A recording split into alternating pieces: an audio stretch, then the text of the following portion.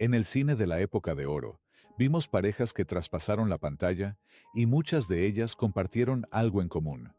No pudieron tener hijos. La falta de descendencia en estas parejas deja un vacío difícil de ignorar. Comencemos.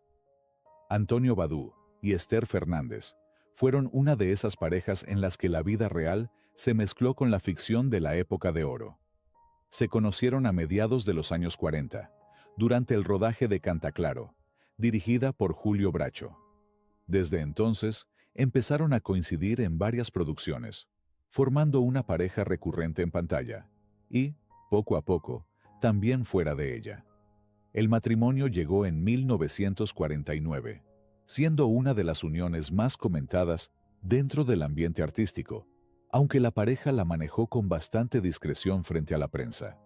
Se trató de una relación que se vivió puertas adentro mientras ambos continuaban trabajando intensamente en el cine. Debido a que Antonio nunca dejó la casa de su madre, a pesar de estar casados, no vivieron juntos, y esta situación cansó a la actriz. La relación conyugal duró aproximadamente 1 año y medio, sin llegar a procrear hijos. Esta ausencia de hijos fue dolorosa para Esther. Después del divorcio, la pareja mantuvo una gran amistad, y como compañeros de trabajo, ya que compartieron créditos en varias películas. Fernando Soler y Sagra del Río formaron una de las relaciones más largas, discretas y estables de la época de oro del cine mexicano, muy distinta a otras historias sentimentales marcadas por el escándalo. Su vínculo no se limitó al matrimonio formal, sino que fue una sociedad artística y de vida que se extendió por décadas. Antes incluso de que el registro civil dejara constancia de su unión, ya compartían escenarios, compañías teatrales y giras internacionales desde los años 20, cuando trabajaban juntos en Cuba y posteriormente en España. Se casaron por el civil en 1946, pero para entonces su relación estaba plenamente consolidada. Sagra del Río no fue una figura secundaria en la vida de Soler.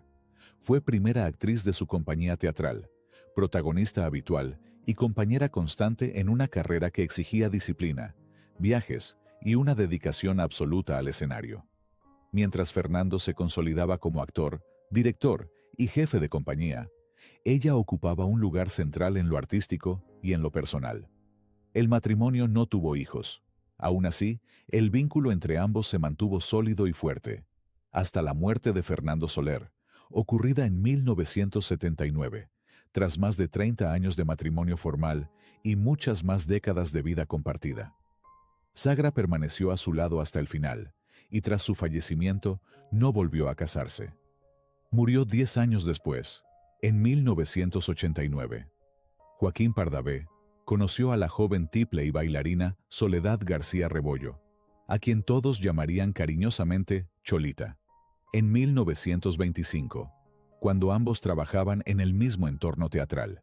El flechazo fue tan rápido que, después de apenas unos meses de noviazgo, se casaron el 26 de octubre de ese mismo año, iniciando un matrimonio que se volvería uno de los más sólidos y discretos del medio artístico mexicano. Ella no solo fue su esposa, sino también bailarina y coreógrafa, compañera de escenario y de vida, parte fundamental del círculo íntimo del actor, a quien acompañó en sus etapas de carpa, teatro de revista y cine sonoro. No tuvieron hijos, y tal vez por eso su vínculo permaneció como el de una pareja muy unida, concentrada uno en el otro y en el trabajo artístico que compartían. De hecho, muchas de las canciones de Pardavé nacieron directamente de ese amor, como Varita de Nardo y Negra Consentida, compuestas especialmente para Cholita. Permanecieron juntos por 3 décadas, desde 1925 hasta la muerte de Pardavé en 1955. Cholita continuó algunos años más, hasta que finalmente fue enterrada junto a él en el lote de actores del Panteón Jardín de la Ciudad de México. En la lápida que comparten, puede leerse la frase, juntos como siempre, Joaquín y Cholita. Resumen perfecto de un matrimonio que se mantuvo unido incluso después de la muerte. Pedro Infante y María Luisa León protagonizaron uno de los matrimonios más complejos y determinantes de la vida del ídolo de México. Una relación que marcó profundamente sus primeros años profesionales y que, con el tiempo, se transformó en una historia de amor atravesada por sacrificios, tensiones y desencanto. María Luisa León, mayor que Pedro Infante por más de 10 años, fue una mujer culta, decidida y con carácter fuerte. Cuando se conocieron a finales de los años 30, Pedro era todavía un joven que luchaba por abrirse camino en la radio y la música. Ella tenía una personalidad dominante que terminó influyendo de manera decisiva en el rumbo inicial de la carrera de Pedro. Se casaron en 1939, antes de que él alcanzara la fama, y durante los primeros años del matrimonio, María Luisa fue, además de esposa, su principal apoyo, representante y administradora. El matrimonio no tuvo hijos, un hecho que con el tiempo fue sumando tensión y distancia entre ambos. Cuando Pedro Infante comenzó a consolidarse como figura del cine y la radio en los años 40, la relación empezó a resquebrajarse. El crecimiento profesional de Pedro, su fama creciente y la atención constante del público contrastaban con la vida más reservada y controladora que María Luisa había llevado hasta entonces. Testimonios cercanos señalan que ella ejercía una fuerte influencia sobre sus decisiones, lo que generó conflictos conforme Pedro buscaba mayor independencia personal y emocional. La separación ocurrió a finales de la década de los 40, cuando Pedro ya era una estrella en ascenso y mantenía una relación oculta con Lupita Torrentera, con quien ya había procreado varios hijos. María Luisa León quedó marcada por la ruptura y escribió más tarde un libro titulado Pedro Infante, en la intimidad conmigo, donde narró su versión de la relación, mezclando amor, resentimiento y nostalgia. El texto generó polémica por el retrato íntimo del ídolo, aunque también confirmó el papel central que ella tuvo en sus años formativos. Dolores del Río se casó por primera vez muy joven con el aristócrata y abogado mexicano Jaime Martínez del Río en 1921, cuando ella aún pertenecía de lleno a la alta sociedad porfiriana. Juntos, hicieron una larguísima luna de miel por Europa, recorriendo España, Francia e Inglaterra, y frecuentando círculos de pintores, intelectuales y diplomáticos. Al regresar a México, la pareja atravesó serias dificultades económicas y emocionales. En medio de esa crisis, Dolores quedó embarazada, pero sufrió un aborto involuntario. Las complicaciones fueron tan graves que los médicos le advirtieron que no volviera a intentar tener hijos. Esa pérdida marcó profundamente su vida. Además del dolor personal, significó, en la práctica, el cierre definitivo a la maternidad biológica. Poco después, la carrera de Dolores despega en Hollywood, divorciándose en 1928. Su segundo matrimonio fue con el famoso director de arte de la MGM, Cedric Gibbons. Se conocieron en el ambiente de Hollywood y contrajeron matrimonio en 1930. Eran una de las parejas más glamorosas de los primeros años del cine sonoro. Vivían en una casa Art Deco, muy comentada en la prensa. Recibían a estrellas como Greta Garbo, Gary Cooper o Cary Grant, y organizaban reuniones que se volvieron legendarias. Sin embargo, las largas jornadas de trabajo de ambos, el distinto ritmo de sus carreras y la personalidad inquieta de Dolores fueron enfriando la relación. A esto se sumó la intensa historia amorosa que ella vivió con Orson Welles a comienzos de los años 40, lo que terminó de desgastar el matrimonio. Finalmente, Dolores y Gibbons se divorciaron en 1941. El tercer y último matrimonio de Dolores del Río fue con el empresario estadounidense Louis R. Riley. Se conocieron en 1949, en el ambiente de Acapulco y del cine internacional, y mantuvieron una relación de casi una década antes de formalizarla. Finalmente se casaron en Nueva York en 1959, después de 10 años de noviazgo estable, y permanecieron juntos hasta la muerte de Dolores en 1983. Aún sin haber sido madre biológica, Dolores del Río encontró una manera profunda y auténtica de vivir la maternidad a través del servicio y el compromiso social. Esa faceta se manifestó con especial fuerza en la creación de la estancia infantil de la Asociación Nacional de Actores. un proyecto que se convirtió en una de las mayores satisfacciones de su vida. Desde su residencia en Coyoacán, en una entrevista concedida en 1978, la actriz compartía con orgullo que ahí había sido mamá de casi 100 niños. En las fotografías la muestran cargando a los pequeños, jugando con ellos y dedicándoles una ternura genuina, muy lejos del glamour que la había rodeado durante décadas. También encontraba consuelo y afecto en sus numerosas mascotas, a las que consideraba sus hijos y cuidaba con gran cariño. María Félix conocía y admiraba a Agustín Lara desde antes de ser famosa. Escuchaba sus canciones en la radio cuando aún no era actriz. Años después, un amigo en común, el actor Tito Novaro, los presentó formalmente, y de ahí nació una relación muy mediática. La actriz más deslumbrante del cine mexicano y el compositor más célebre del país. La boda civil se celebró la noche del 24 de diciembre de 1945, en una reunión íntima en una casona de Polanco, con pocos invitados. Su matrimonio duró muy poco, aproximadamente de finales de 1945 a 1947. Fue el tercer matrimonio de María y uno de los más comentados por la prensa, en parte por la diferencia de edad y por el contraste entre la belleza fulminante de ella y el aspecto frágil y marcado de él. Durante el tiempo que estuvieron juntos, no tuvieron hijos biológicos. El único hijo de María Félix fue Enrique Álvarez Félix, nacido de su primer matrimonio. Lo que sí hubo fue una hija adoptiva en común, la niña Rocío Durán, hija biológica de la actriz Chabela Durán, a quien la pareja acogió cuando la pequeña tenía alrededor de 5 años. La adopción nunca se formalizó legalmente, pero en la práctica funcionaron como una familia mientras el matrimonio duró. Tras la separación, la niña se quedó viviendo con Lara. Años después, ella misma se casaría con el compositor, lo que generó un escándalo enorme en los años 60.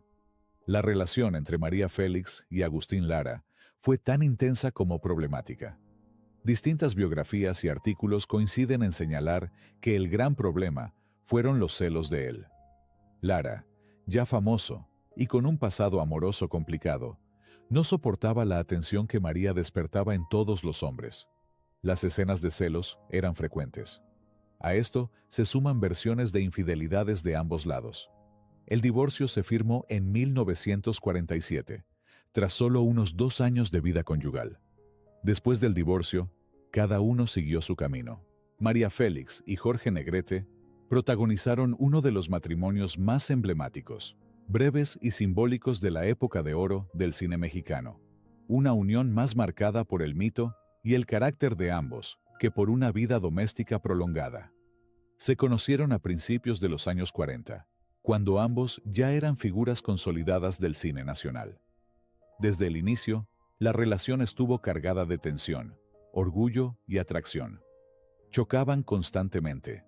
Los dos tenían temperamento fuerte, personalidad dominante y una conciencia absoluta de su propia importancia.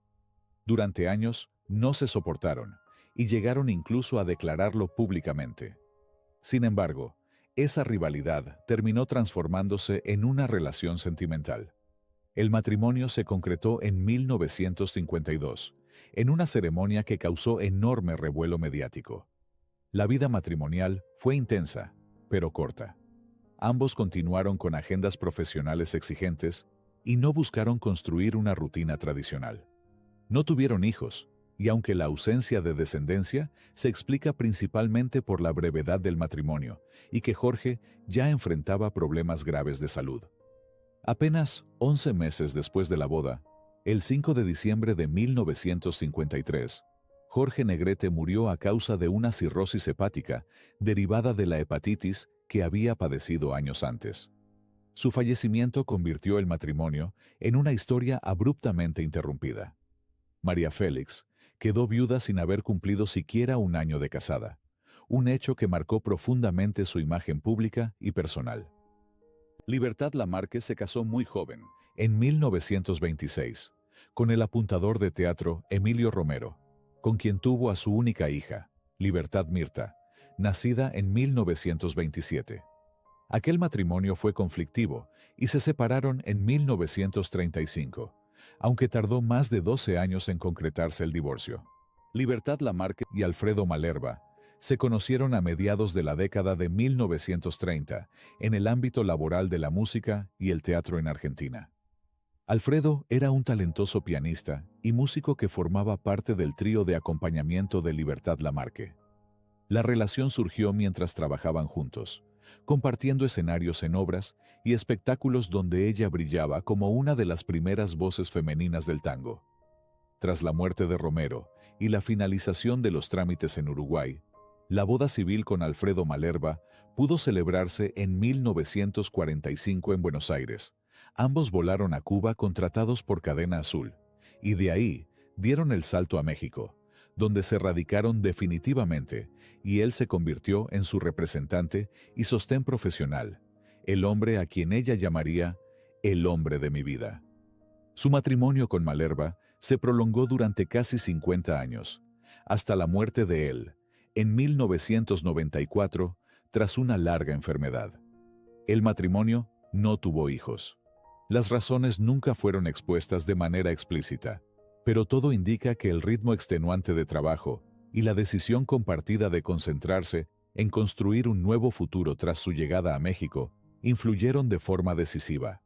Más allá de esa ausencia, lo que quedó fue una unión larga y sólida, sostenida por el apoyo mutuo, la complicidad profesional y un proyecto de vida que ambos eligieron priorizar. Libertad disfrutó de su hija Mirta y sus 6 nietos, más tarde también sus bisnietos.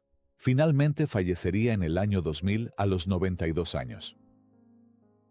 Luis Alcoriza y Janet Riesenfeld formaron uno de los matrimonios más discretos, estables y profundamente intelectuales del medio cinematográfico mexicano. Una relación construida lejos del escándalo y más cerca del trabajo constante, la reflexión y la complicidad creativa. Luis Alcoriza, actor, guionista y posteriormente director fundamental del cine mexicano, se casó con Janet Riesenfeld, intelectual, traductora y mujer de sólida formación cultural, en la década de los 40, cuando ambos ya compartían intereses artísticos y una visión crítica del mundo. El matrimonio fue largo y sólido. No tuvieron hijos, y todo indica que fue una decisión asumida con naturalidad, ligada a una vida centrada en el trabajo creativo, la lectura, la escritura y el análisis constante de la realidad. Alcoriza llevó una vida intensamente dedicada al cine. Murió en 1992, y Janet sobrevivió algunos años más. El matrimonio entre Gloria Marín y Abel Salazar fue la culminación de una historia de amor larga, complicada y llena de idas y vueltas. Se conocieron muy jóvenes, cuando ambos comenzaban a destacar en el cine mexicano, y pronto iniciaron un noviazgo serio que incluso llegó a compromiso. Ese romance temprano se rompió a principios de los años 40, cuando Gloria se enamoró de Jorge Negrete. Abel quedó muy afectado por la ruptura y, según diversas crónicas, cayó en una fuerte depresión emocional. Después de separarse de Gloria, Abel intentó rehacer su vida. En 1944, se casó con Alicia Cárdenas, hija del expresidente Lázaro Cárdenas, con quien tuvo 2 hijas.